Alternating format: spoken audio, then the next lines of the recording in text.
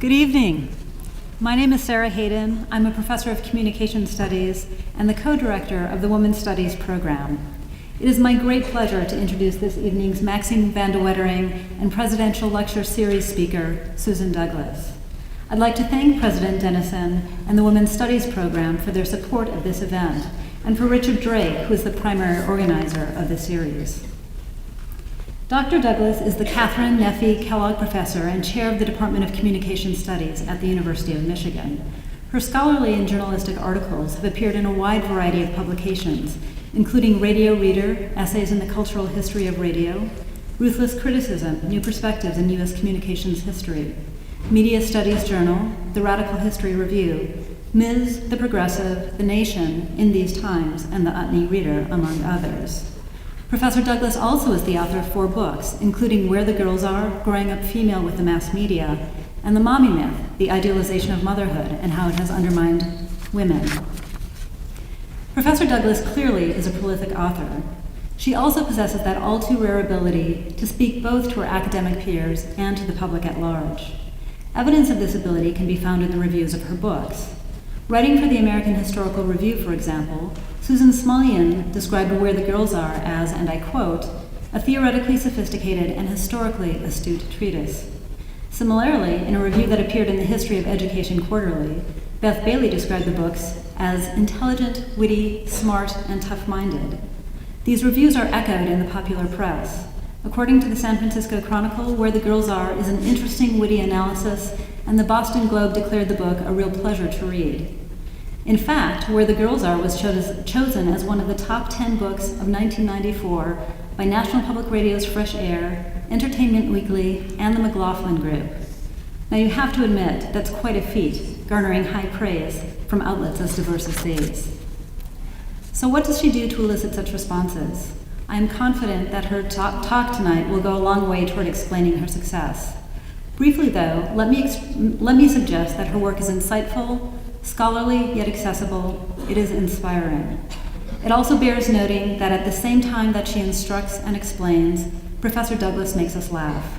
Indeed, hers might be the only books that I've ever seen described in scholarly reviews as, and I quote, laugh out loud funny.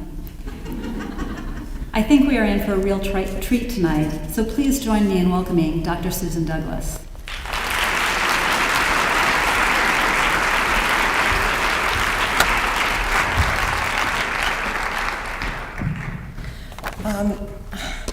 This is my first time in Montana, and I want to thank the President's Lecture Series, Women's Studies, Professor Richard Drake, and everyone who brought me to this gorgeous state.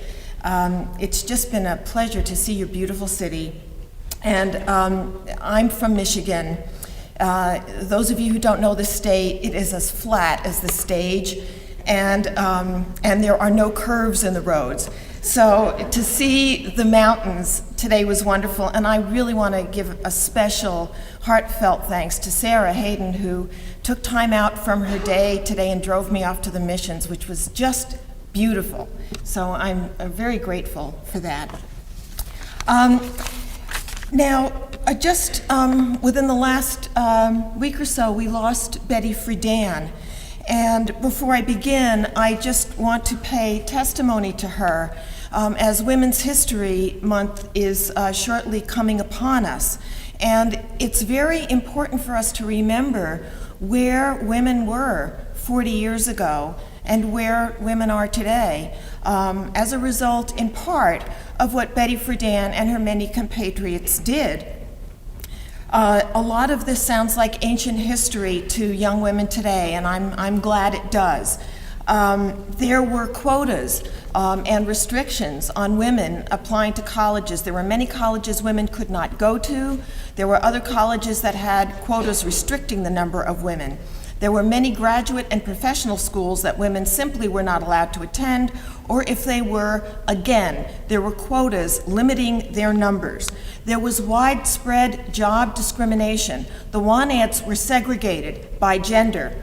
So it would say want ads male and want ads female, and you know where the good jobs were. What this meant is that a woman could be an elementary school teacher, but not a college professor. She could be a nurse, but not a doctor.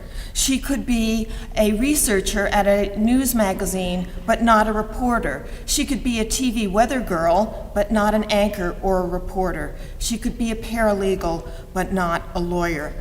She could be a secretary or a clerk, but not a manager. All of this has changed. If a woman got pregnant on the job, I mean, this is assuming, of course, she's married, she got fired. There was no maternity leave. There were no rape crisis centers. In fact, if a woman got raped, she required 2 eyewitnesses to get a conviction, something we know is impossible. There were no such thing as battered women's shelters, no sexual harassment laws, and no WNBA. So there has been a lot of progress. There's still much to be done, and I'm not going to talk about this particularly tonight, but one of the final frontiers, the unfinished business of the women's movement is motherhood.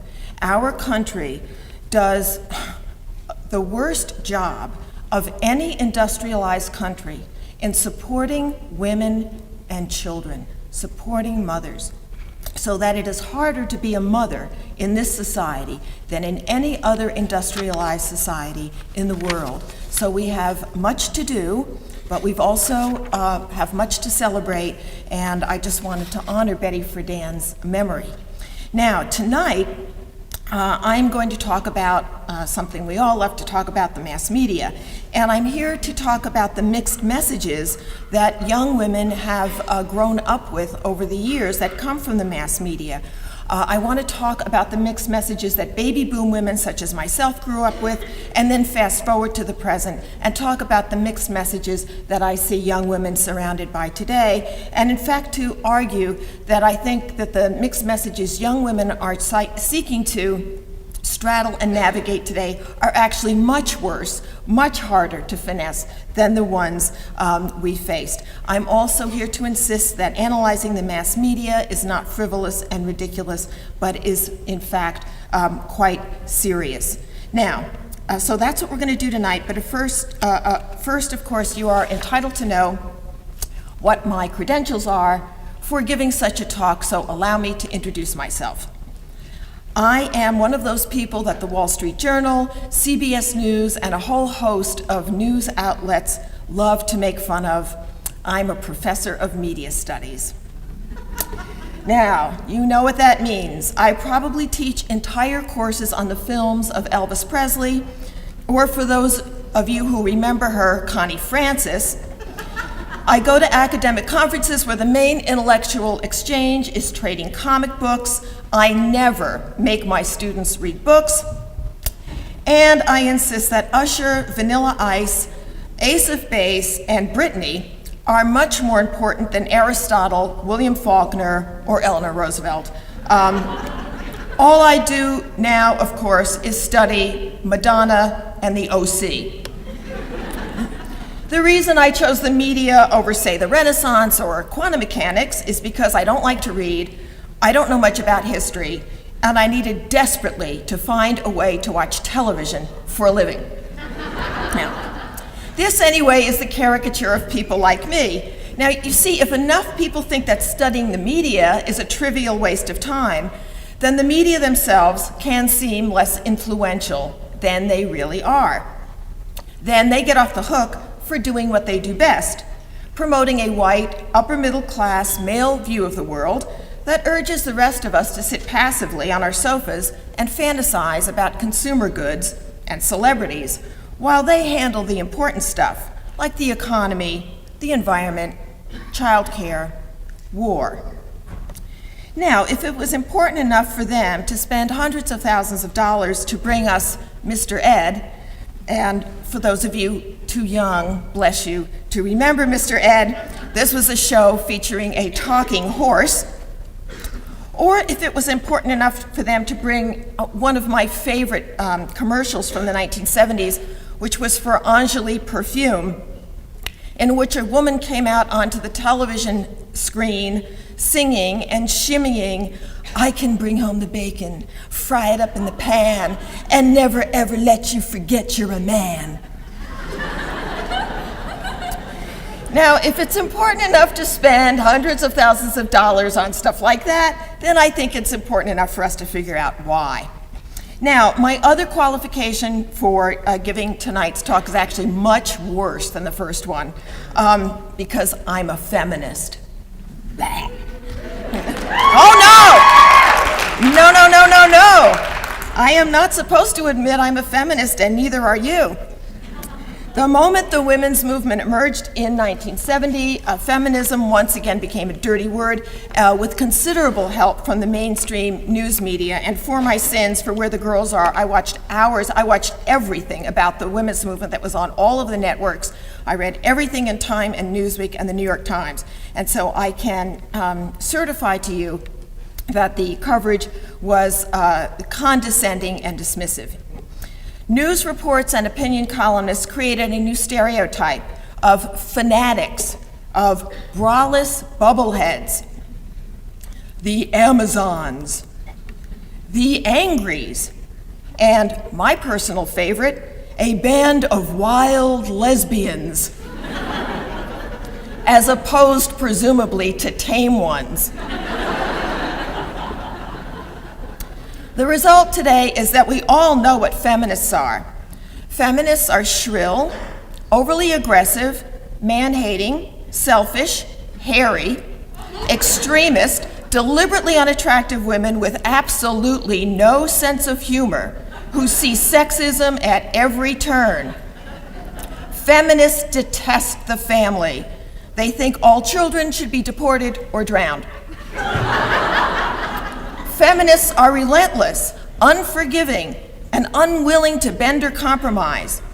They are single-handedly responsible for the high divorce rate, the shortage of decent men, and the deeply unfortunate proliferation of Birkenstocks in America. So, given all this baggage, it's really best to say, I'm not a feminist, but, before putting forward a feminist position. In 1989, Time announced, and I quote, "Hairy legs haunt the feminist movement," and concluded that the women's movement was hopelessly dated. Now, we all saw what happened to Hillary Clinton in the 1992 campaign, a full 10 years after she changed her name to Bills so voters wouldn't think she was too independent or anything.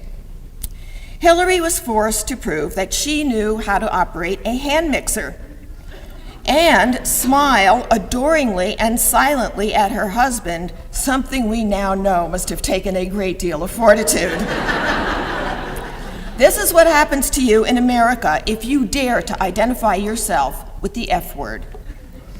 Social analyst, faux historian, and radio commentator Rush Limbaugh notes, and I quote, "Feminism was established to allow unattractive women easier access to the mainstream of society."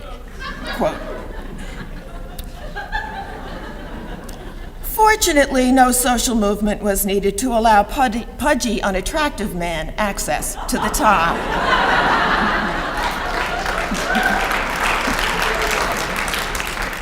Feminists, of course, have wrecked everything. I again quote from Professor Limbaugh, who said this on afternoon radio. "We're in bad shape in this country when you can't look at a couple of huge knockers and notice them." He's an erudite kind of guy, Rush. And let's not forget Pat Robertson, who said, and I quote, "Feminism encourages women to leave their husbands, kill their children, and practice witchcraft."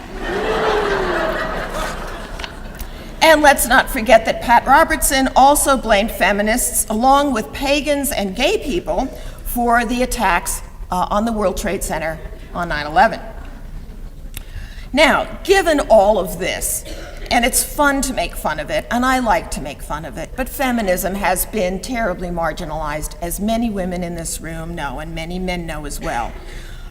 It's hardly surprising when many women say, "I'm not a feminist, but," and then advance a feminist position. The media have repeatedly declared us to be in a post-feminist era, and when announcing yet again the death of feminism, they focus on the first part of the statement, I'm not a feminist, they downplay the but, and they ignore the comma between the two. But the comma is the fulcrum of the whole statement. The comma marks the divisions, but more importantly, the connection between the disavowal of feminism in the first part of the phrase and its embrace at the end. The comma says that the speaker is ambivalent, that she's torn between a philosophy that she knows seeks to improve her lot in life and a desire not to take on a stereotype that has absolutely nothing to do with who she is. Most important, the comma identifies the speaker as someone who both acquiesces to and resists media representation of women and of feminists. So I hope that those of us who are not afraid to call ourselves feminists will be understanding of our sisters who are reluctant to take on that label. Because when, in fact, a woman says, I'm not a feminist, but she's really saying that she is. Now, this ambivalence about feminism and femininity I just referred to brings us to the topic at hand, a consideration of the role that the mass media have played in advancing and thwarting equality for women and in shaping our images of ourselves and our own self-esteem. So what I want to suggest tonight is that for most women and girls, we have a love-hate relationship with the mass media, in part because they have a love-hate relationship with us. The mass media are a double-edged sword for women. So it would be very easy as a feminist to simply go through and list all of the retrograde sexist representations that have occurred in the mass media over the years, but it's not as simple as that. The mass media have provided a critically important podium for women and so-called women's issues. And I say so-called because I think women's issues are everybody's issues. The mass media still severely underrepresent women and girls in the news, in Hollywood films except for chick flicks, in children's programming, certainly on the op-ed pages of America's newspapers. The mainstream media continue to glamorize anorexia and, with a few exceptions, reward women the thinner they get. They demonize feminism. They question repeatedly the maternal qualifications of working mothers. They too often erase African American, Latino, Asian American, and other minority women and mothers. They have demonized welfare mothers as promiscuous parasites with little regard for the quality of life of their own kids. So my point here is that for decades, there's been a war in the mass media between feminism on the one hand and anti-feminism on the other hand, between feminism and femininity. It's a war that I grew up with, and it's a war that still goes on today. Now, in a variety of ways, the media have helped make us the cultural schizophrenics we are today. Women who rebel against, yet submit to, prevailing images about what a desirable, worthwhile woman should be. Our collective history of interacting with and being shaped by the mass media has engendered in many women a kind of cultural identity crisis. We're ambivalent about femininity on the one hand and feminism on the other, pulled in opposite directions, told we were equal, yet told we were subordinate, told we could change history, yet told we were trapped by history. My generation got the bends at an early age, and we've never really gotten rid of them. To just give you an example, when I open some glossy fashion magazine, Vogue, for example, I am simultaneously infuriated and seduced.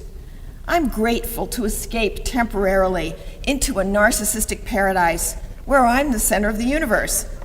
Yet I am outraged that completely unattainable standards of wealth and beauty exclude me and most women I know from the promised land.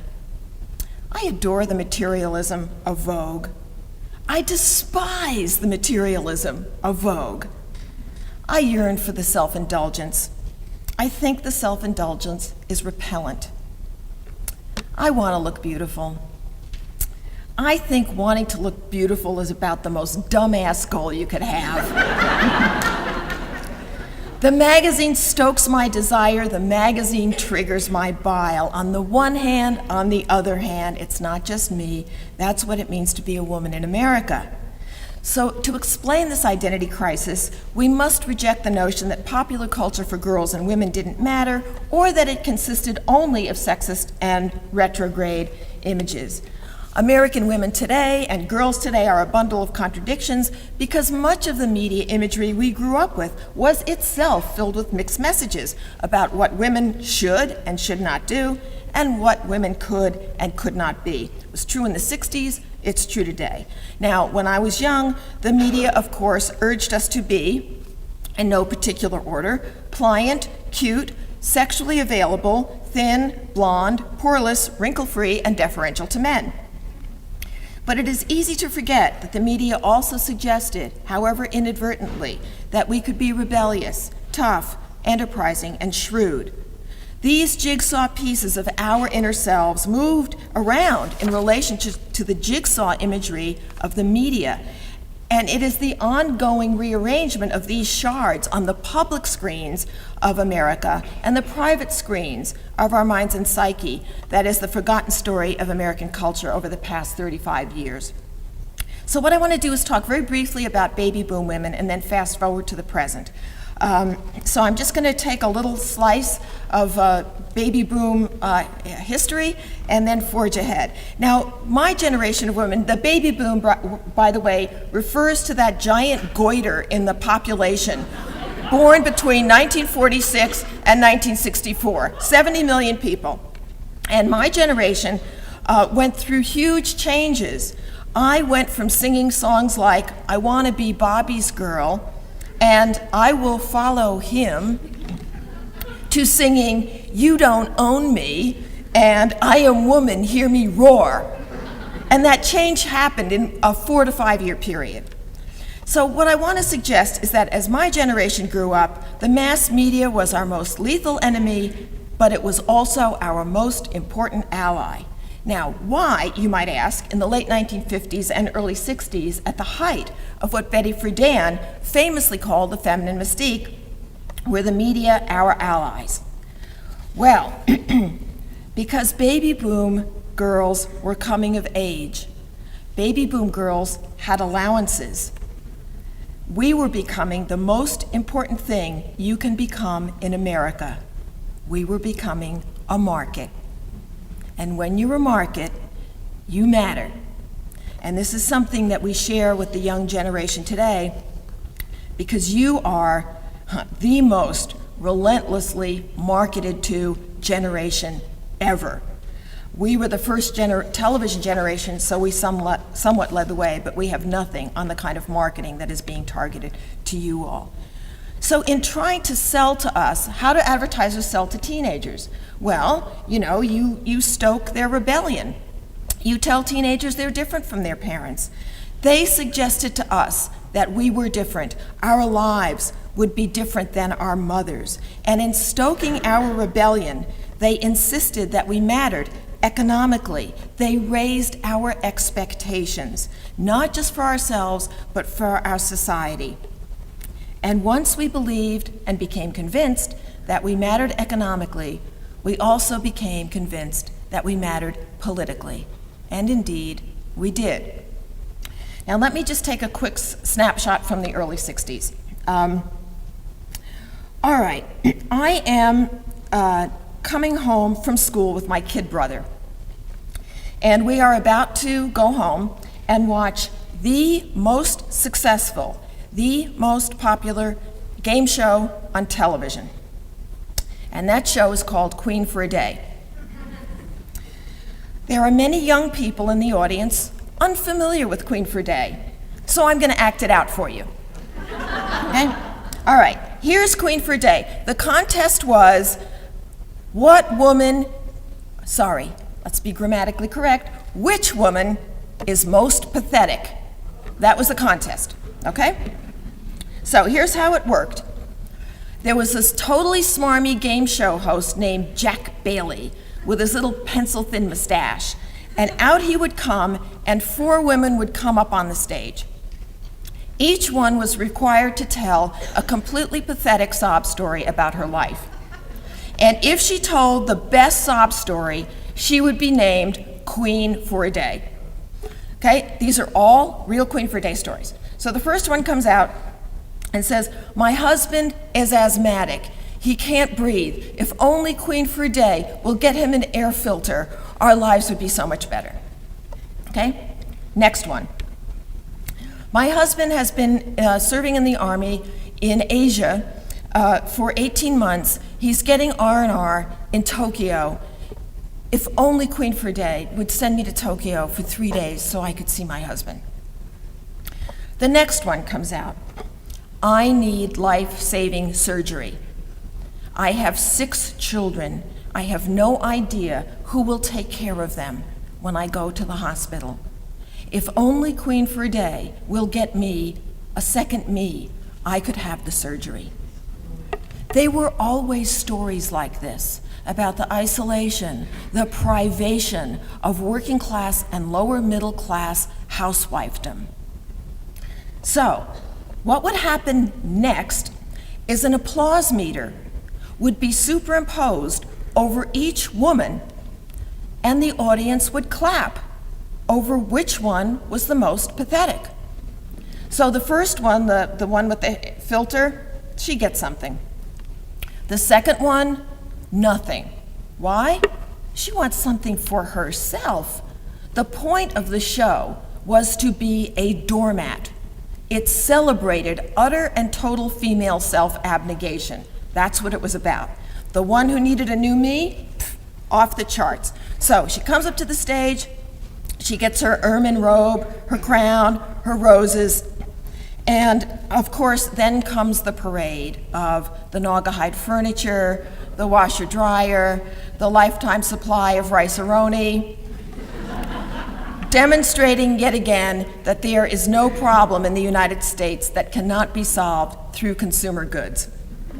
Now, Queen for a Day resonated very well with me as somebody who grew up with Disney movies in which some princess who, scrubbed concrete floors with her hair and, could talk to birds, something I always envied. Why couldn't I talk to birds? Why didn't they light on my arm? Anyhow, sees some prince for 4 seconds and falls in love with him, okay? Those stories, too, were always about female self-sacrifice. My mother, meanwhile, is reading in McCall's magazine how to give advice to me if I'm going to ever get married, have a boyfriend or get married. And this is all in these magazines. If she's playing checkers with a boy, lose. If she's playing tennis with a boy, lose. You never beat a boy at anything. You never talk about your own interests. You only ask him about his. So everywhere, there were these messages telling girls to be masochistic, passive doormats. At the very same time, we get a new president. And this president gives one of the most stirring inaugural addresses ever. And this president says, President Kennedy, that a torch is going to be passed to a new generation. And he did not say men. Now, whatever we know about Kennedy's attitudes towards and relationships with women today, what we do know is that Kennedy inspired a generation of women to join the Peace Corps, and it was women who made the Peace Corps what it was. Women flocked to the Peace Corps by the thousands. It was Kennedy and others who helped inspire young women to get involved in the civil rights movement, to believe that they could change the world. So on the one hand, you're being told you're going to be a doormat, and on the other hand, you're being told you can change everything. Now, I don't know if you remember, it was about 8 years ago now, give or take, Nickelodeon was running reruns of Bewitched and I Dream of Jeannie. And they actually did have a fake media studies professor on, a guy with a little bow tie who always said really stupid things, further enhancing the reputation of people in my line of work. And there was a contest they were running. I don't know if you recall this. Who has more power, Samantha or Jeannie, right? And people wrote in postcards. I think Samantha has more power because she sent Darren to Antarctica Another card, no, Jeannie had more power because she sent Major Nelson back to ancient Persia or whatever. This contest ran for a long time as they ran the reruns. My dears, this is not an interesting question. I'll tell you what is an interesting question. Why is it that our culture began in 1964 to produce a whole slew of television shows in which women had magical powers that men begged them not to use? That's the interesting question, right? That's why it became for me very interesting to go back and retrieve what was dismissed for years as kitsch. I Dream of Jeannie, Bewitched. There were other shows like this in which women had magical powers. Nanny and the Professor, she had ESP. Poor Sally Field, the Flying Nun. Sally Field also had ESP in a show that didn't do quite as well, The Girl with Something Extra, but the two biggest hits, of course, were Bewitched and I Dream of Jeannie, which were in syndication for forever. Now, when Bewitched premiered in 1964, ABC was in the ratings toilet, absolutely ranked last. Bewitched lifted that network up, and it soared to number 2 in the Nielsen ratings. The only show it could not displace was Bonanza. So when we are looking at a show like the success of these two shows, what's important to do as a media studies scholar is to think about what is going on in the culture at large. You cannot read these television shows in isolation. And one of the things that we know in media studies is the following thing. Successful popular culture texts, the ones that resonate with people, are opening up and revealing and exposing certain kinds of prevailing cultural anxieties that the shows then seek to resolve. So when ER premiered in the early 90s, at the height of the switch over to managed care, I, like millions of Americans, wanted to pretend for 1 hour on Thursday night that there were all these sensitive New Age doctors who really were going to bring medicines to the projects and care about their patients, because it was a very important anxiety managing show in the face of what was really going on in real politics around healthcare. So, what was going on that made these shows, I Dream of Jeannie and Bewitched, so successful? Well, first of all, in 1963, the Kennedy Commission on the Status of Women issues its report and documents thoroughly that women are second-class citizens, that they are not having equal opportunities in education or work, and that they need, yes, an Equal Rights Amendment. In 1962, a book by Helen Gurley Brown, Sex and the Single Girl, becomes a whopping bestseller. Now, for those of you who know Helen Gurley Brown by reputation, she went on to become the very flamboyant and famous editor of Cosmo magazine, hardly a feminist text. Nonetheless, in this book, which was filled with really dopey advice about having affairs with married men and greeting them wrapped in, saran wrap when they came to the door and, all of this stuff, also urged young women not to marry too young, to have careers, to travel, to not have children so young, to see the world and to have a life. And young women responded to it enormously. In 1963, as you know, The Feminine Mystique came out, and in 1964, The Feminine Mystique was the #1 best-selling paperback in the United States. So, while my mother is sitting in the laundry room, steam coming out of her ears, reading The Feminine Mystique, I am out knocking down police barricades so that I can touch Ringo's hair. Now, Beatlemania has, of course, been cast as this moment when women of my generation all collectively lost our minds. We were empty vessels, hysterical, screaming, and, and that's how it's represented. Beatlemania, which I won't go into a lot of detail here, is actually much more interesting and much more significant than that. First of all, the Beatles were really good, Second of all, with their long hair, their high-heeled boots, their Edwardian suits, their feminine looks, the way they performed like cheerleaders, the songs that they sang, this was not Elvis Presley. They suggested that gender roles could be finessed. That's why we cheered, in gratitude. And young women did get together in the streets, thousands of them, and police authority meant nothing to them. Nothing, if you could get near Ringo's hair.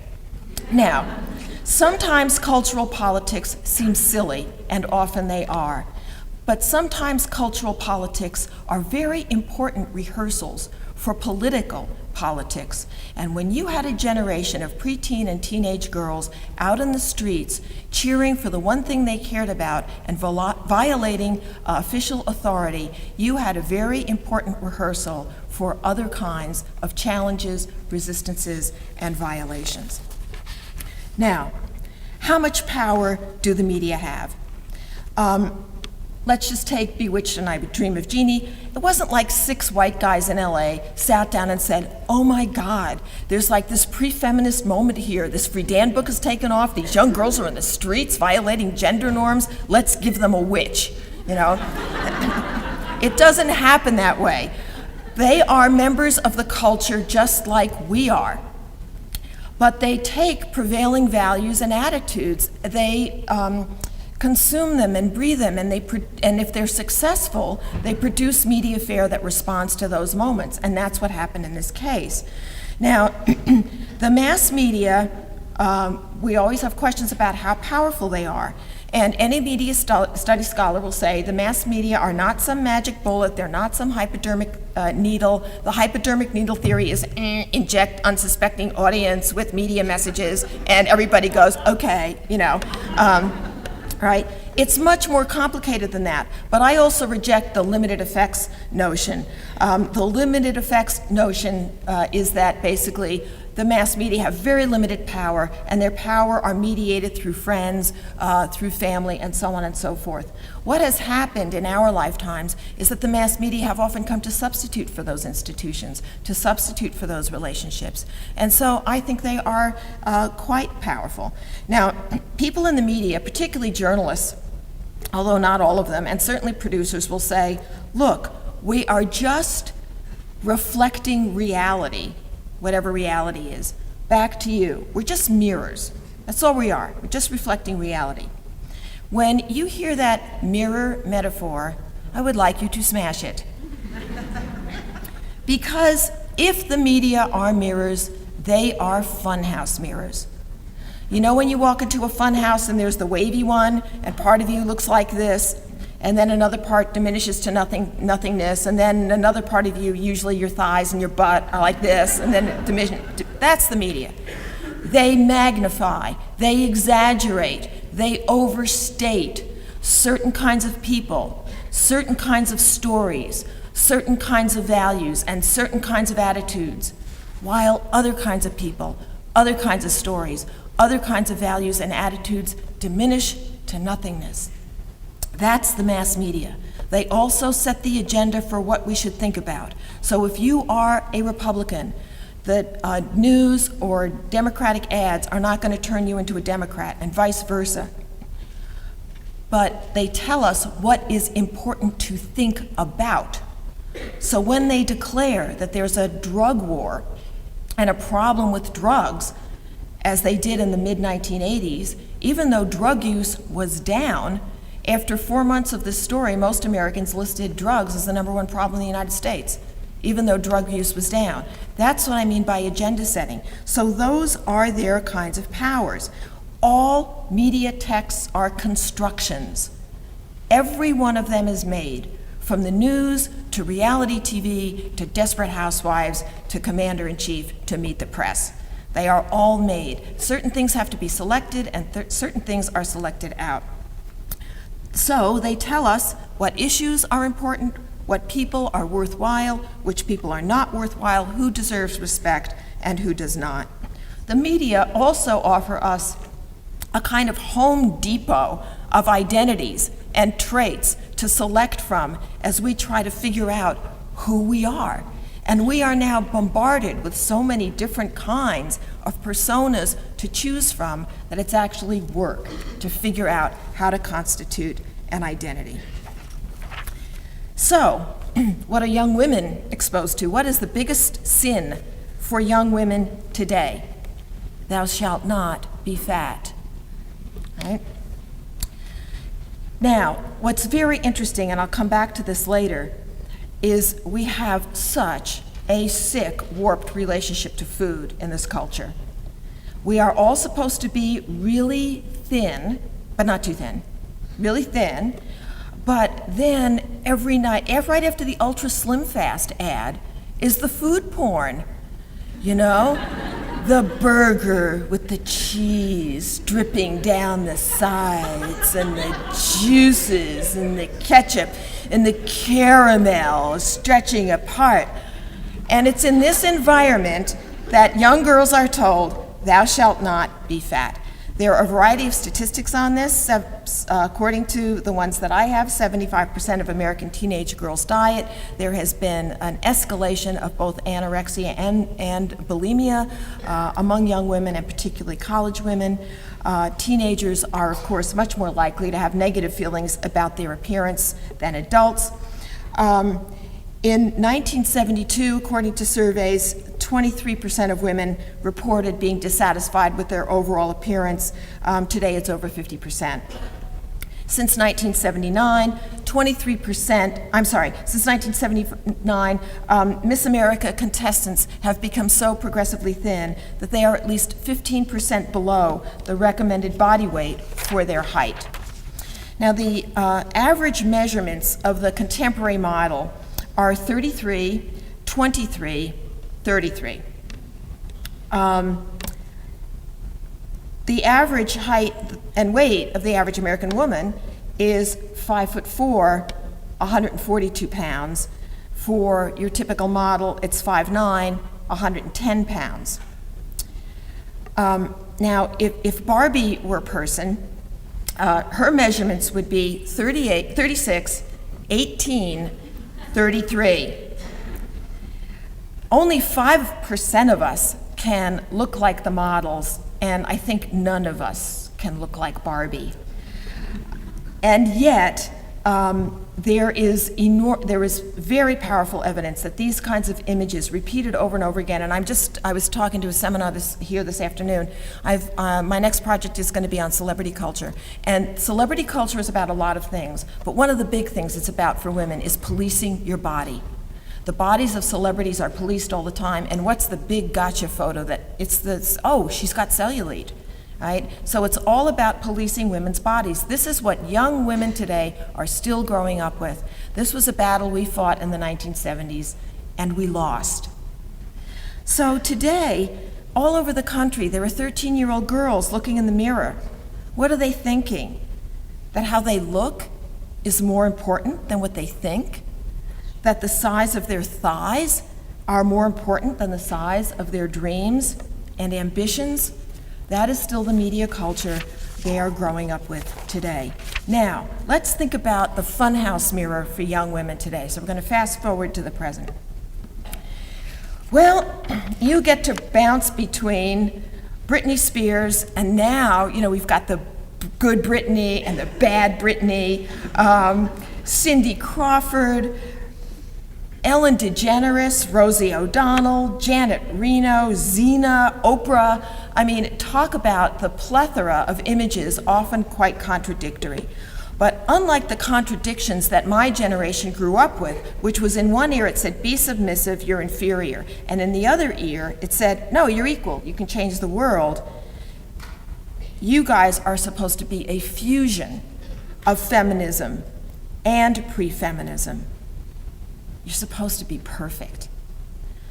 Let's take Buffy, and we'll come back to Buffy in a minute, and I know there are many Buffy aficionados here. Or the Charlie's Angel remake. Well, now you can kick butt. You can conquer the forces of evil. You can save the world, but you'd better be a size 2, poreless, and gorgeous. Now, you guys, the young women here today, see images of women my generation never saw, both in real-life women and in entertainment media. On television now, it's typical to have, in dramatic shows, women DAs, women attorneys, surgeons, judges. We had Billie Jean King. You have, and thank God, but you have Marion Davis, the Williams sisters, Mia Hamm, and the entire WNBA.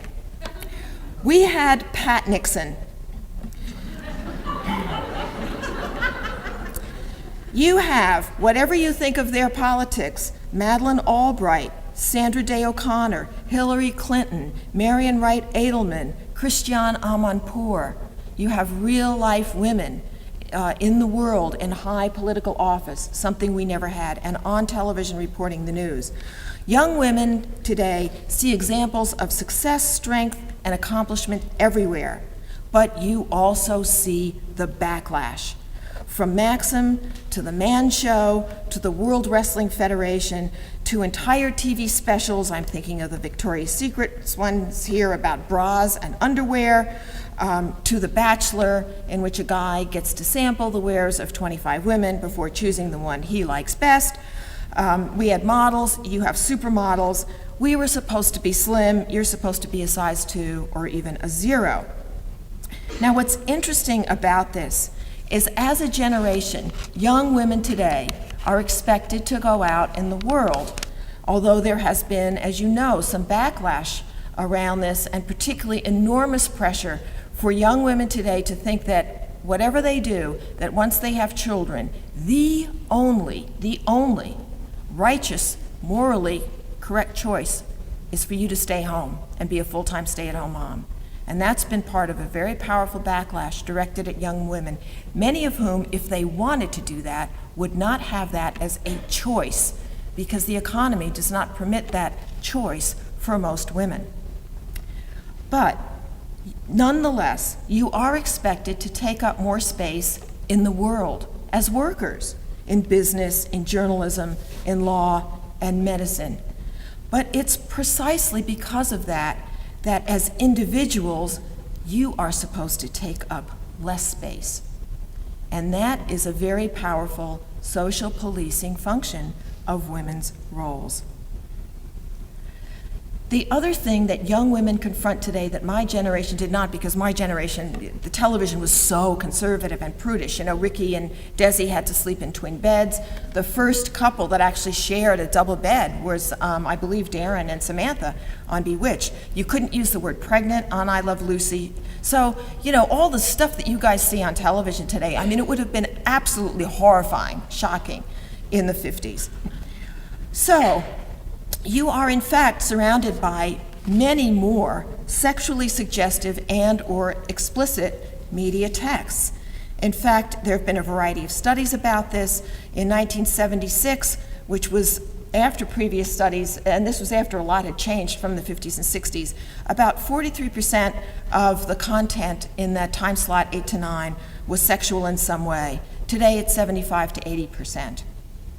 That's a very big change. Now, who cares? Well, it would be nice if this level of sexual suggestion, which urges women, and I'm going to come to young men in a minute, urges women, and I think young men too, to turn themselves primarily into sexual objects and to think of themselves first and foremost as to whether they are sexually attractive or not. Now, that's okay, I suppose, if it were matched with a national sex education program that actually gave young people information about sex.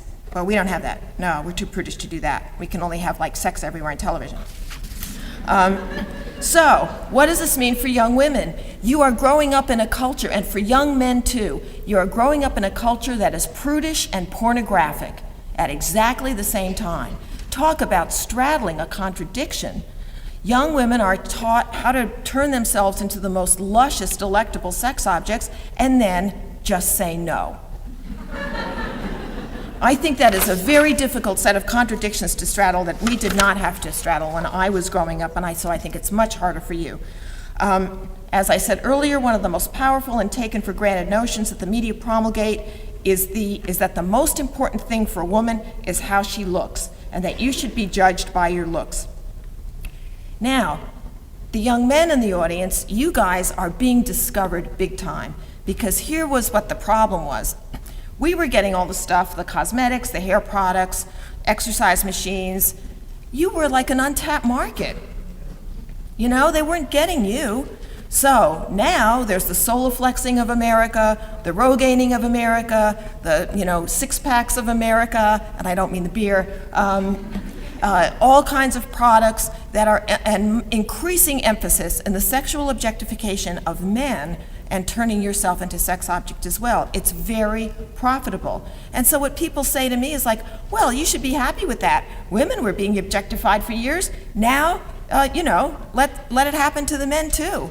And I think, well, why should it happen to either one? But, I'm an old crabby feminist. Now, the emphasis on appearance starts with girls really young. It starts with Barbie. Now, I'm a feminist and a mother. My daughter will tell you what fun that is. But when she was little, we had to make the Barbie decision. Barbie, yes or no? And pretty soon, the Barbies began proliferating around the house like fruit flies. There were Barbies everywhere.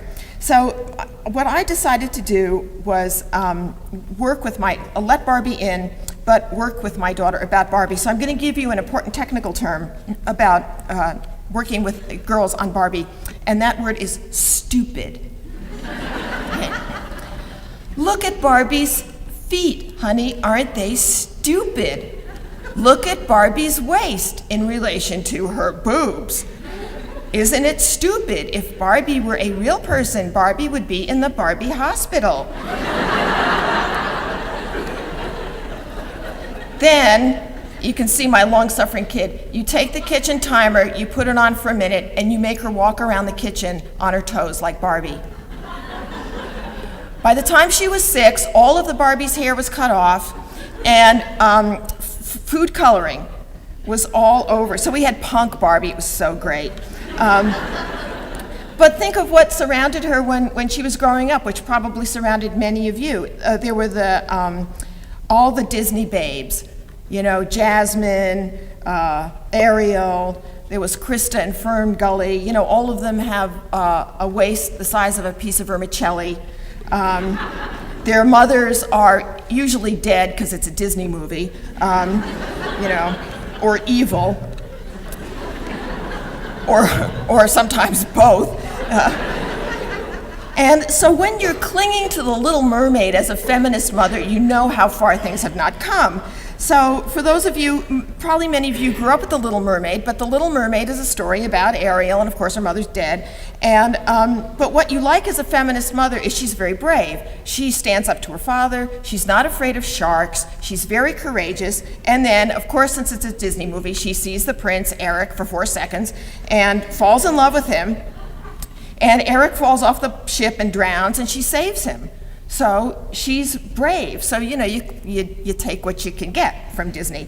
But think about this movie, which has so many positive elements. Ariel, of course, is a mermaid, and she's in love with Eric, who is a human. And she needs legs to go on land to pursue Eric. So, who does she have to go to get legs? Ursula, the sea witch. All right, how do we know that Ursula is bad? She's old, she's fat, and she wears too much lavender eyeshadow. Okay, so Ariel goes to her, says she wants legs, and Ursula says, I will give you legs. In exchange, I will take your voice. Now, what kind of a message is that to young women? I will take your voice. And why I find this so powerful is because studies done by Carol Gilligan, Joan Mickle-Brown, and others documented in the 1990s that young women, once they left their feisty ages of 8, 9, and 10, beginning 11, 12, 13, 14, were in fact learning precisely how to silence themselves, how to censor themselves, so they wouldn't make any waves, so they wouldn't talk up too much.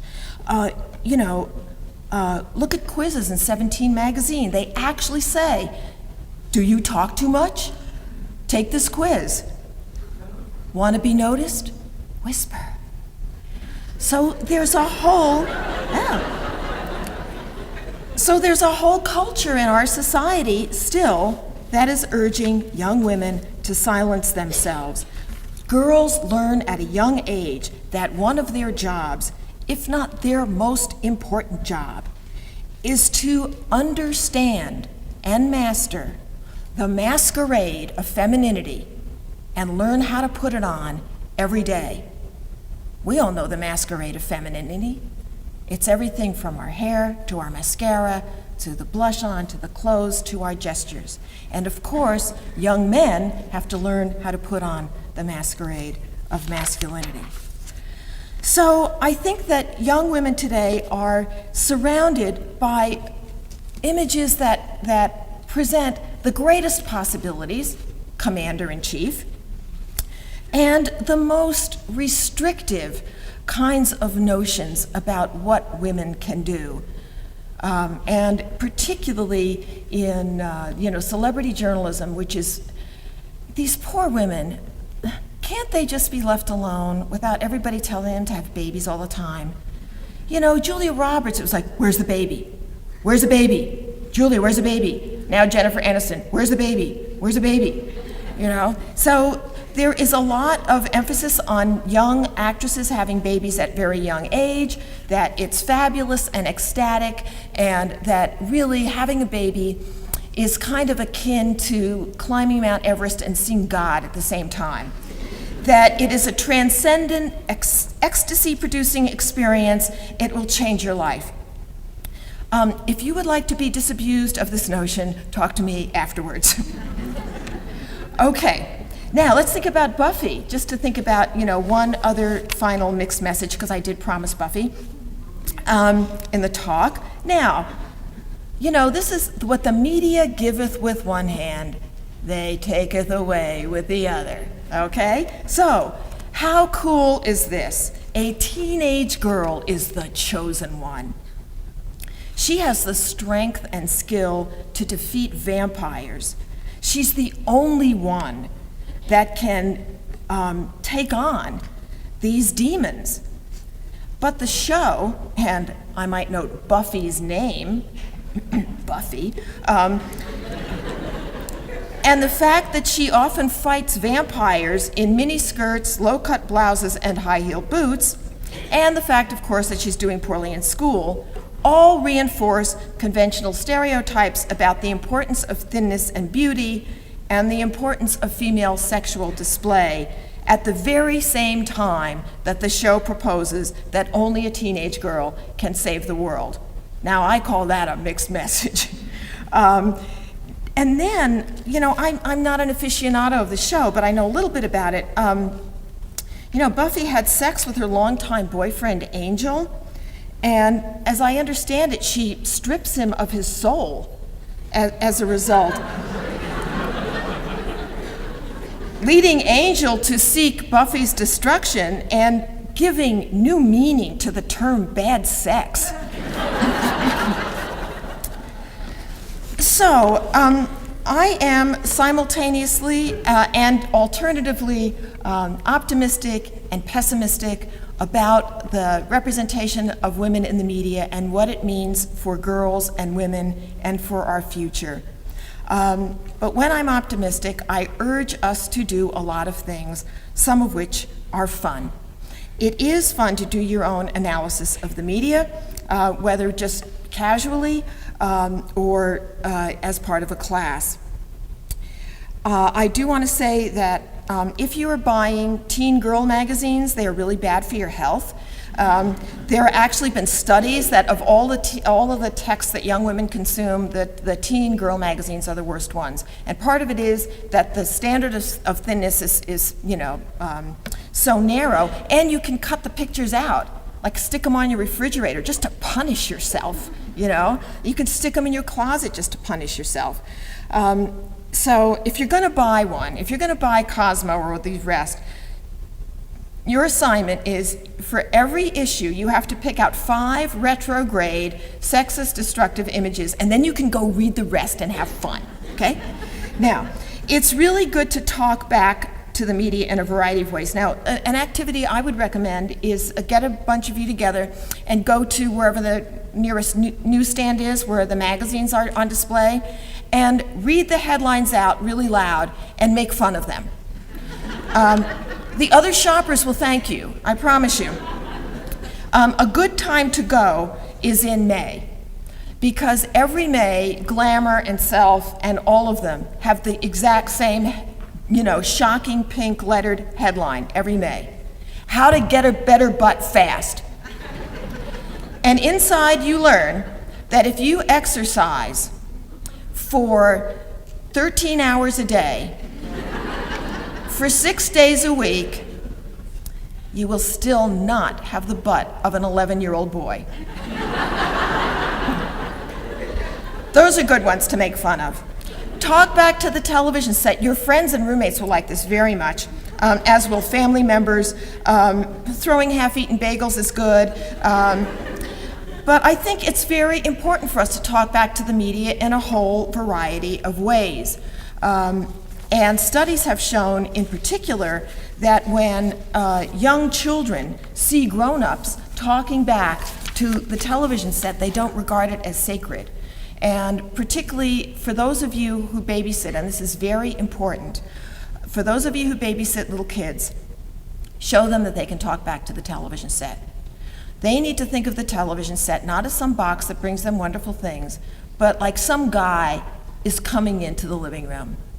And the guy is saying, I'm going to tell you some really great stories, but in exchange, I'm going to sell you a whole lot of stuff. Is that okay? That's television. And little girls and boys look up to their babysitters much more than they do to their parents, I can assure you. So it is very good to be a role model for them on this score. We need to take more pride in our bodies, our faces, our wrinkles. When I speak at college campuses, once in a while I get to go to a pool. I always see women do something that I never see men do. The women walk into the pool with a towel wrapped around their waist, and the men don't. Why is that? Because we've been made to be ashamed of what's called cellulite, which is that portion of your body, I think, between your waist and your knees. Right?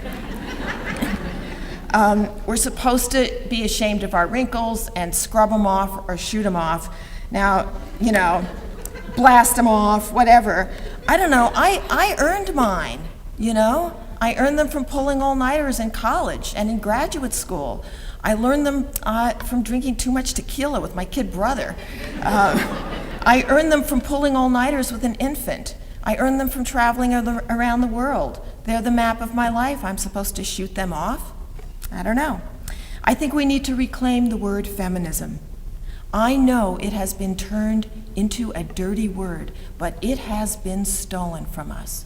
And feminism as a word needs to be taken back. Feminism has nothing to do with hating men. Now, I'm a feminist. All of my best friends are feminists. We like men. Some of us even married them and still like them. Some of my best friends are actually men. I have a kid and I actually like her, I know what pantyhose are and mascara.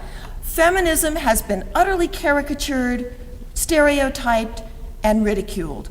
Feminism has nothing to do with hating men. Feminism is about one thing only: equal rights and opportunities for men and women, period. That's what it's about.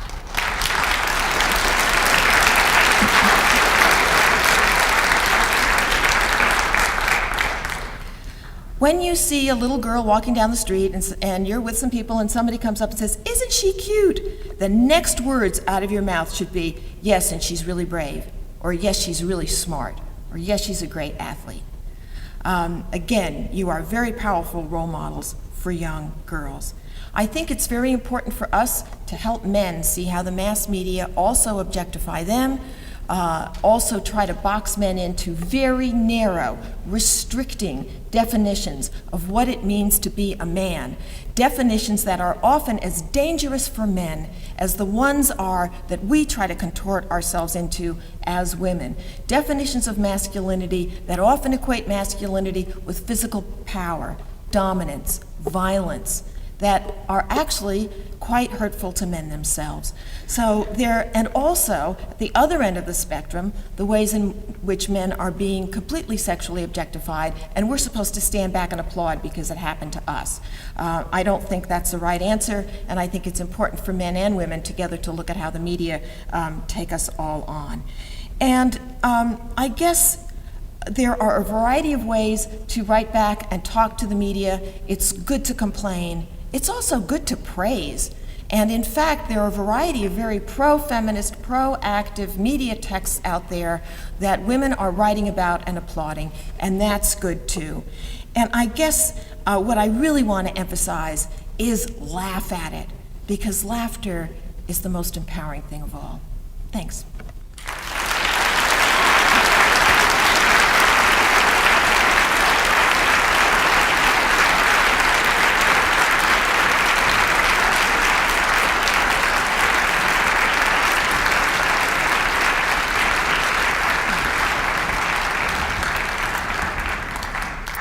Now, I know it's late, and also some people have conflicts and need to leave, so I understand. Feel free to leave, but if folks want to stay, I'm happy to do Q&A, take comments, questions, etc. Yes? I was horrified last night when I saw an ad on one of the shopping networks for a girdle.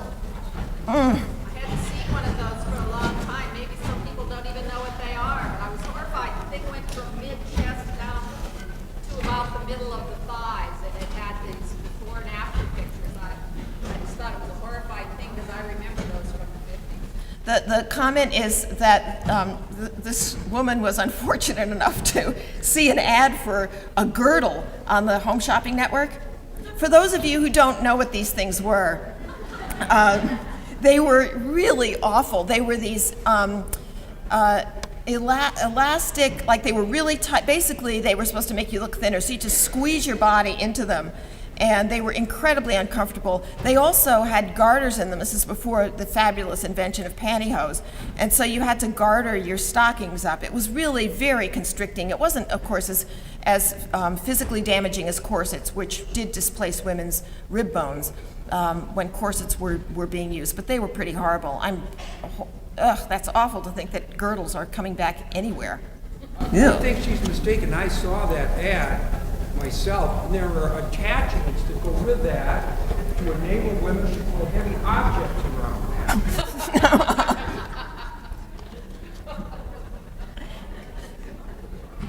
There are questions or comments? Oh, hi, yeah. I know the mic's on. I enjoyed your talk. I really wish my wife had come, because when I talk back to the media, she always tells me to shut up, so I really wish she'd come. I'm going to make a couple brief comments, then I'll ask a question. One, for people who aren't old enough, you didn't really describe Queen for a Day nearly as bad as it actually is. It was one of the most pathetic shows ever. I'm sorry, I'll try better next time. I found interesting your listing of possible role models, because the one I didn't mention was Condoleezza Rice. I was wondering if you were reluctant to mention a female black Republican as opposed to all the Democrats. But my more serious question is, I agree with you totally that the media is very powerful and tries to pretend it isn't, but we can pretty much pick anything out we want. Maybe men are, I could say, from Archie Bunker to Homer Simpson, what kind of role models are those? Or when I was growing up, there was Elvis and there was Father Knows Best. I can't say it's conflicted for the last 50 years because there are mixed messages in the media. Sometimes you just have to deal with it. I'll take the second part first. Yes, of course, have there been for years bumbling dads on sitcoms, clueless dads? Sure, it's a staple of sitcoms. And have there been other kinds of stereotypes of men? Yes, there have. But the difference is that there has been a much wider range of images of men, so that we've seen men as problem solvers. We've seen them. Now again, I'm not trying to valorize depicting men as detectives and police officers and so on and so forth, but there's been a broad range of imagery over the years in which the kind of clueless, Dumbo sitcom dad is countered by the smart, problem-solving cop, detective, lawyer, doctor, whatever. And men have, over the years, consistently been more frequently portrayed as authority figures and as problem solvers. And that includes children's programming as well. So while you're very right that there have been unfortunate stereotypes of men, and they persist, they've been in the different kind of a brew than the ones until recently for women, in which, certainly in the 50s and early 60s, the images of women were very stereotypical and consistent in quite a narrow range. So I think, that's some of the difference. And the other thing is that imagery interacts with, media when we see real-life people on television. And so there was also an interaction between seeing, whatever detective, cop, authority figures, and seeing male politicians and sports figures and so on and so forth, which is why it has been important not only that the images of women have changed, but also that women have come into the public limelight. Now, Condi. Let me be as diplomatic as I can. On the one hand, Condoleezza Rice is a very composed, smooth-talking, well-spoken professional. And she is able to sustain this kind of a persona under often extremely difficult and stressful circumstances. So I think many women might find that actually quite admirable and impressive, because I think that's hard to do, whether you're a man or a woman. Maybe I'll just leave it at that. Yes. Oh, I'm sorry. Are we going back and forth, or? It's a little hard for me to see, so I apologize. You've been talking about the contradictions that we see in the media of women, and I was wondering about the contradictions that we see in the media of queer culture. Great question. There's a book out by Susanna Walters, I don't know if any of you know it, called All the Rage, which looks at the rise of gay visibility in the 1990s on television. And, to cut to the chase, her conclusion is, as with any group struggling for visibility, visibility is a blessing and a curse. Being invisible completely erases you as a group. And this is certainly what happened to African Americans in the 1950s and 60s. It still, for the most part, occurs for Latinos, Asian Americans, Native Americans in the mainstream media. Gays and lesbians were utterly invisible. And beginning in the 90s, there were a few exceptions here and there, but beginning in the 90s, you saw a rise of gay visibility in the media. And on the one hand, that's very welcome, and it's important. And there has been, and I can only talk correlation, I can't talk cause, but there has been a correlation between dramatically changing public opinions about acceptance of gays and lesbians as deserving of equal rights. There's a lot of controversy about gay marriage, but not about gays and lesbians deserving the same kinds of rights as all Americans have. And the majority of Americans now believe that. And so the extent to which these shows helped, just make it seem natural that, of course, gays and lesbians live among us, helped young people come out so that families actually saw that their kids or their friends' kids were gay and lesbian. You know, I don't know a lot about those relationships, but I imagine they were not insignificant. Having said that, the stereotype of the queen is so alive and well in so many of these shows. And, you know, Queer Eye for the straight guy. Do we all love Carson? Does he make us laugh? Is he really funny? Yes, yes, yes. But that show, the guys on that show, I will say, bear very little resemblance to the gay men I know. The gay men I know, like, aren't into window treatments. And, you know, they aren't. They're just doing other stuff. So, and the extent to which, again, do we love, you know, Sean, what's his face's character in Will and Grace? What's his name? Jack, thank you. Great acting. It's a wonderful role, and yet. And, you know, I think one of the interesting things that happened, Ellen came out, oh my God, ABC couldn't stand it, you know, so the show goes off the air. Part of it is I think they made some mistakes in making the show then too focused around her sexuality, which I think reinforces stereotypes that gays and lesbians are driven and guided primarily by their sexuality. But what her coming out did is it cleared the way for gay men on TV. You know, except for Logo and, you know, the L Word. But in mainstream programming, we see many more gay men than we do lesbians. So, and does that answer your question? Yeah, okay. Yes? I'd like to ask, what do you think are the most important issues to young women going into mass media today regarding their careers? And as you said, we already have examples of women who've been working on this for the past, 20 years or so. What new ground do we need to break? Okay, let me just make sure I have your question. Is it a question about general issues of important to women, or women who want to go into the media? Women who want to go into the media and are in the media today, just starting their careers perhaps, what are the important issues that they need to be focusing on as far as their careers? Okay. Okay.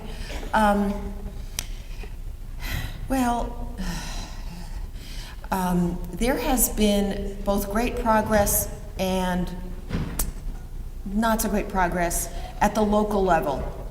Some local newspapers and regional newspapers have been very good at giving women the beats that they want and giving a voice for women, and others haven't. Women have to crack the op-ed pages of this country. Just because, I'm in University Town in Michigan, I grew up in New Jersey, so of course I read the New York Times. And to have one regular female columnist out of whatever it is, 7, is unacceptable.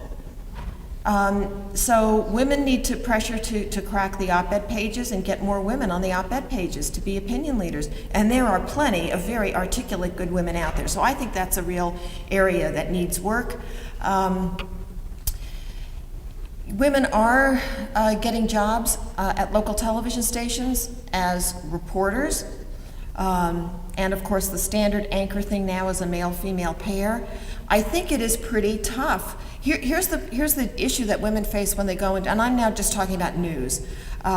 When women go into news, it's a very competitive business, both in journalism and broadcast news. And what you learn very quickly is how to censor yourself.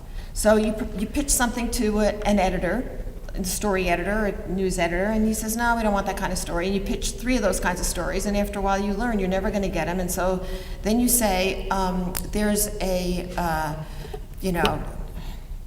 submarine sandwich eating contest downtown between dogs and humans. And let's go for that. So you learn what flies and what doesn't. So I think it's a real challenge that young women to get together with each other in newsrooms and push for stories that matter. Because stories that matter to women can actually win women prizes. They can win them Peabodys. They can win them journalism prizes. And there are women who've been doing that. We have a journalism award at Michigan, and one of the people we gave it to one year was a woman who was writing for, of all publications, the New York Daily News, which for those of you who don't know it, is a very masculine tabloid in New York. And she, with the eventual support of her editor, started breaking into the women's health beat, because women's health had, at that time, been very undercovered.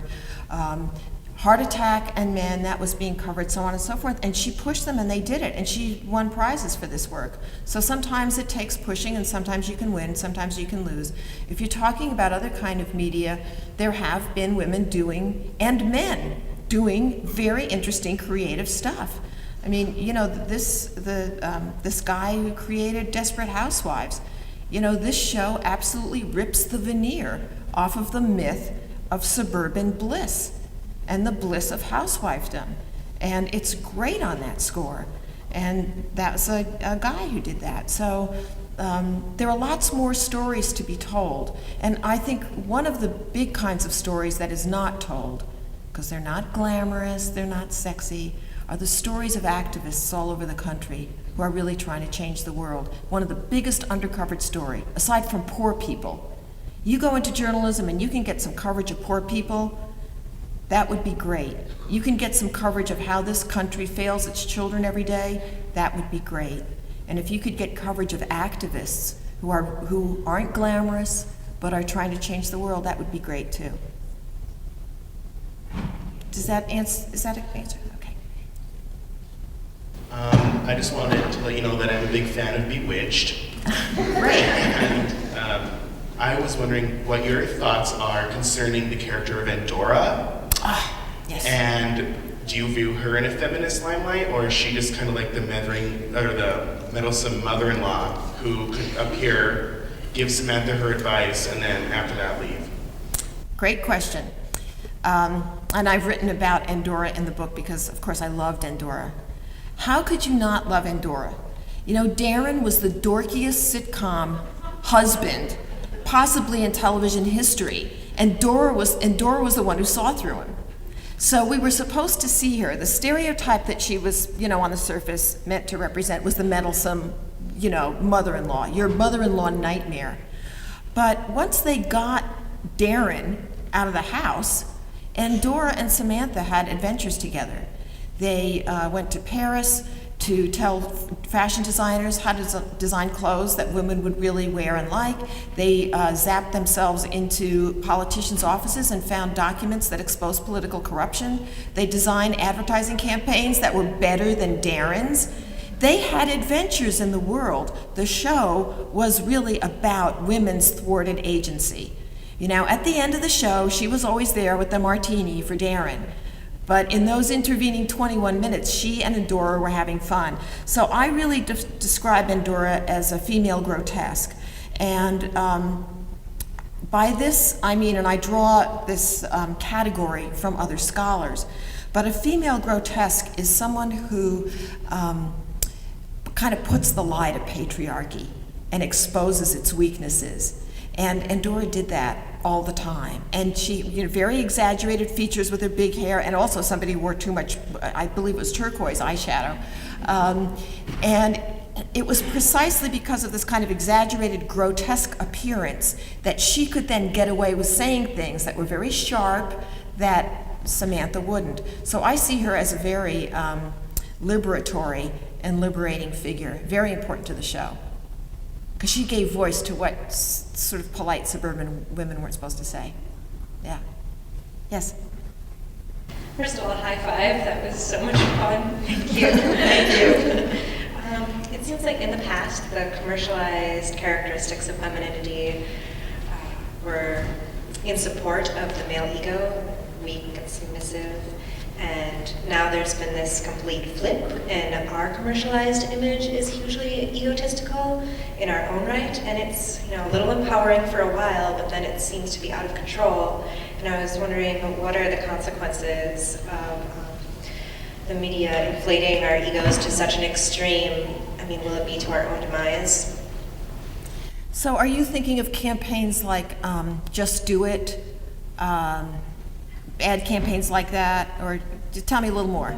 Being so shallow and egotistical, I mean, about our appearance and so full of ourselves, and like putting us up against other women constantly, so women aren't united. I see this as totally retrograde 1950 stuff myself, I have to say. Now there's some advertising.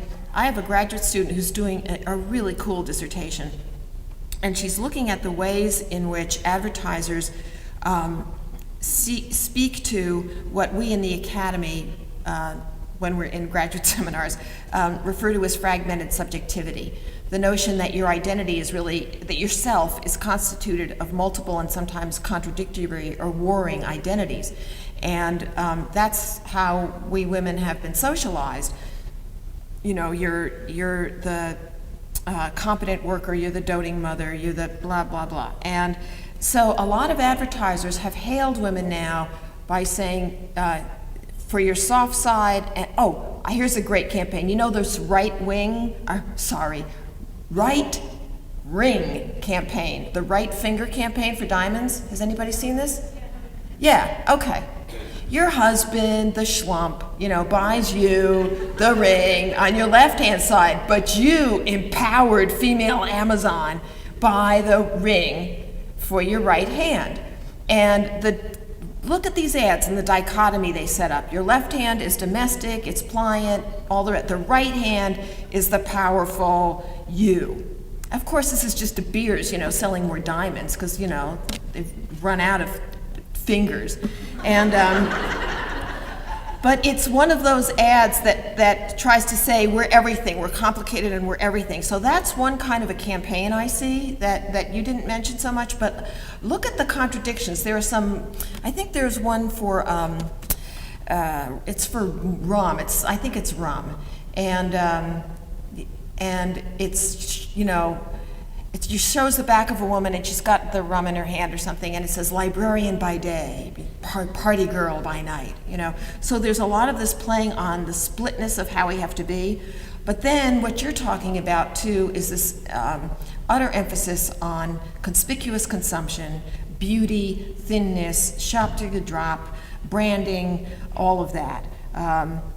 Which, Sex and the City, which is, again, talk about a totally contradictory text that gives and takes away at the same time. A lot of their talk was about, the shoes and all the rest. So, but I guess I see this as a backlash, as really taking women back to the 1950s. You're supposed to compete with each other over looks, compete with each other over men, compete with each other over clothes, and obsess about your hair, your waistline, and your clothes. And forget about your rights, politics, how you're getting screwed by the federal government every day. All of that we're supposed to forget and instead focus on the logo. So I guess I see it as reactionary, not as something necessarily new. Although I think there are aspects of it that, as you suggest, are new. Because there's a message of like self-empowerment in it, right? Yeah. Yes? Hi. I first of all wanted to take the opportunity to let you all know that if you'd like to see an example of glamorous activism, you should come to the Vagina Monologues tomorrow night at 7 in this theater. Great. I was reading somewhere, I think it was Bust or Bitch, that the average celebrity pregnancy, if you include all the speculation in tabloids, is 17 months. And all this zooms in on the bump, the pregnancy bump. Is it a burrito? Is it a baby? Do we know? I mean, can you maybe talk about that just a little bit? Well, I think you've done a pretty good job, actually. On some level, I have to say, I don't get it. And I am, as part of this book, going to be talking quite seriously to my psychology and social psych friends, because as part of this, I don't get. So let me tell you what I think I get, and then I'll tell you what I don't get. We have emerged in the 1990s and beyond, come into a hyper-natalist society, absolutely obsessed with babies. Babies, babies, babies. And some of this I see very much as a backlash against women being outside the home. I see it as an absolute extension of family values, AKA patriarchy. And so all of a sudden, now, were there women who started to have babies in Hollywood? Yeah, but people went nuts over this. there was a, they have their periodic baby boom. Oh, then there's another baby boom. Oh, there's more baby boom. Then there's the sexy celebrity mothers. That started in like the mid-1990s. It's one thing to get pregnant, carry the kid around for 9 months, push it out, feed it, take care of it, make sure it has everything it needs, and then we're supposed to be sexy? I'm sorry, but no. No. Maybe you'll get sexy in a year. Maybe you'll never get it again.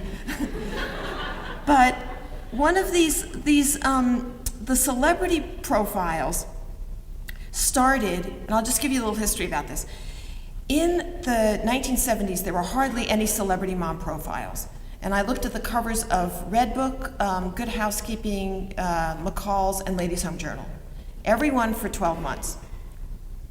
In a given year, out of those 48 issues, 12 months times 4 magazines, there might be one cover with like Grace Kelly on it, saying, sometimes being a mother is hard, which she knew something about, given her rambunctious children. 1981 was the turning point. Reagan is inaugurated. This is not, irrelevant information, and elected. And then we get our first celebrity mom, who was Debbie Boone. Do you guys remember Debbie Boone? He Lights Up My Life. Okay, the cover of the magazine is Debbie Boone with her miracle baby. They're always miracle babies. They're not babies, they are miracle babies. And there she is with the miracle baby, and the caption and the thing says, "He lights up my life."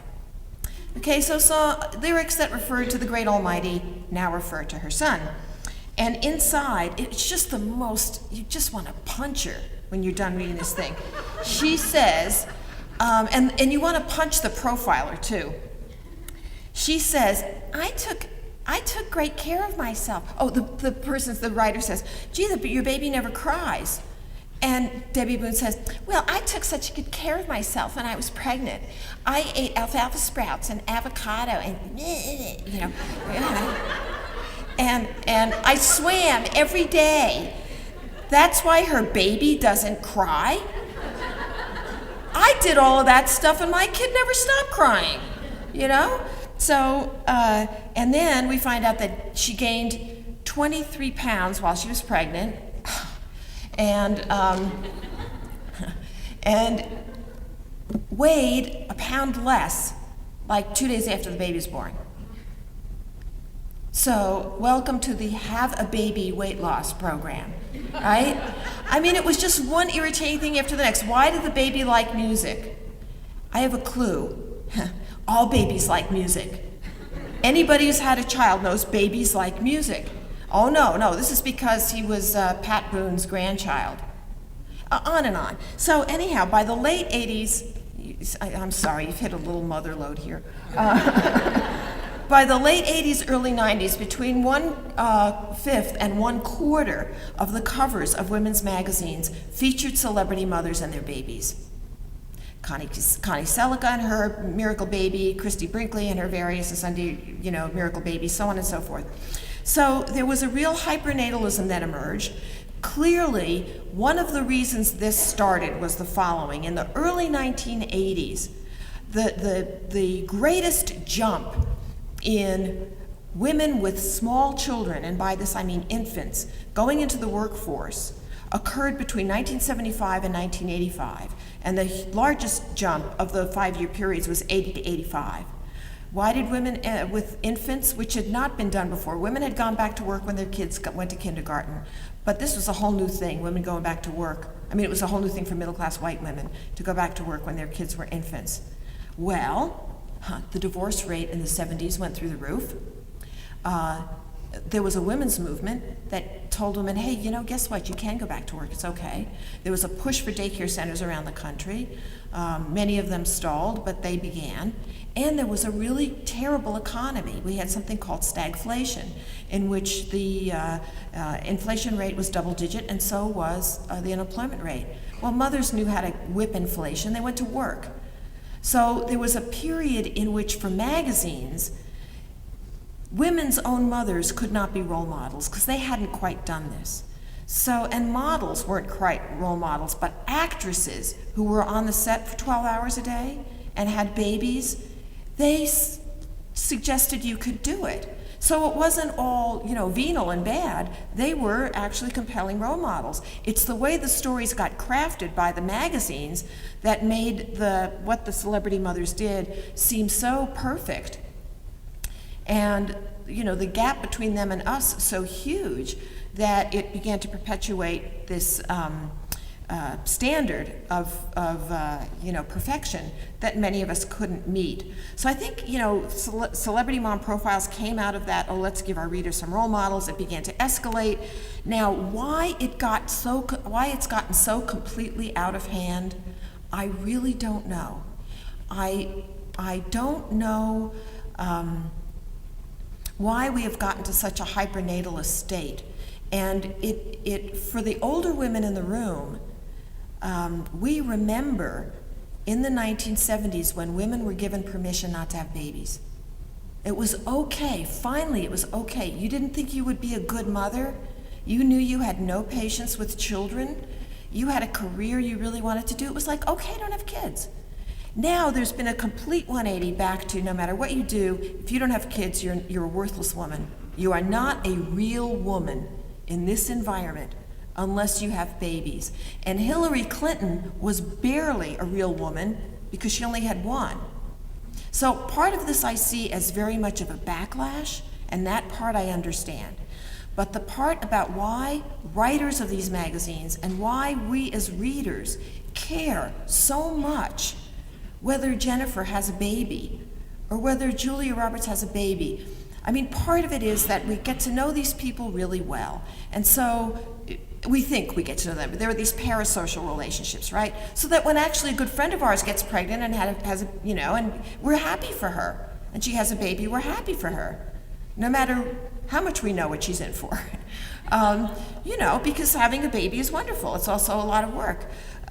So some of it, I think, is the parasocial relations that we develop, but why there is such baby mania is something I still have to figure out. And it's also now the pressure is young women having babies. So when Reese Witherspoon at age, 24, had her second child, it was like, isn't this fabulous? And I'm thinking, God, that's a lot of babies for 24. Because I didn't go that route. But, so I don't understand it completely. But those are my rants on the subject. Do we need to stop? I'd like to thank Dr. Douglas for her talk again today.